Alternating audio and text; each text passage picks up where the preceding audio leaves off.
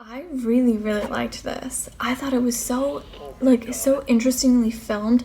I really liked how they edited it together, where it was like really choppy and the shots themselves were like really, really close up, and how it was all kind of cut together was just so interesting. It really built an interesting flow to the film.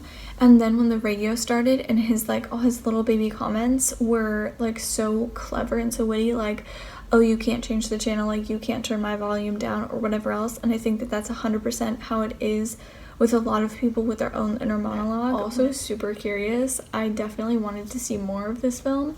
I wanted the story to continue for sure, and I just thought it was so interesting. Inner-Critic is a tight little film. I really enjoyed it. The thing was that I wish there was more of it. I would like to hear a little bit more of a backstory, but then again, that may have been superfluous. Who knows? I thought this one was really interesting. There's just a lot of compelling visuals here, and they're all strung together in an interesting way. The film itself kind of feels like what you would get if you took a Tim Burton fantasy and crossed it with a Wes Anderson nightmare. It has this really playful but dark quality to it, and I just thought it was actually kind of delightful. Definitely worth checking out. It was a really clever film, really kind of captured that phenomena we all experience when we deal with those voices in our heads of kind of keeping us down and making us feel like we can't do what we want to do or accomplish what we really want to do. And I thought it was a very effective use of editing and close-ups and music.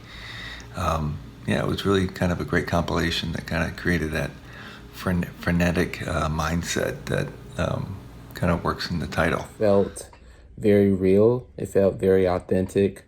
Of course, no pun intended, but we all our own worst critic. We all our own worst enemy. It definitely felt very resonated, and it very had an impact, a meaning behind it. But it did felt very ambiguous. Had the most playful staging and images. It was just really quick cuts, and it was always quite surprising. I loved this idea of almost modern day witchcraft, and the narration of the inner negative thoughts on top of the repetition really got you into the spiral of understanding where the main character's head is at, and it created that tension and that unease, but it also made me really root for her to bring back her past love. Who cannot relate to that toxic inside voice? Somehow we picked that up through life, heard it, believed it, and it became our narrative. And so I love the premise of this film.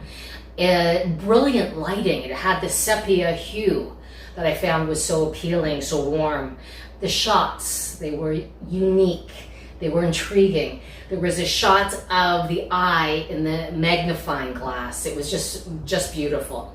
I love the toe tapping scene. The music really played so well with the story and the images that tell the story. Minimal dialogue, but I really enjoyed it. And the sound was bang on. This one was pretty cool. It's very sensory, and I think that was on purpose because there were so many, close-up shots and like stuff with like the gum and like the furry carpet and like even the tattoos.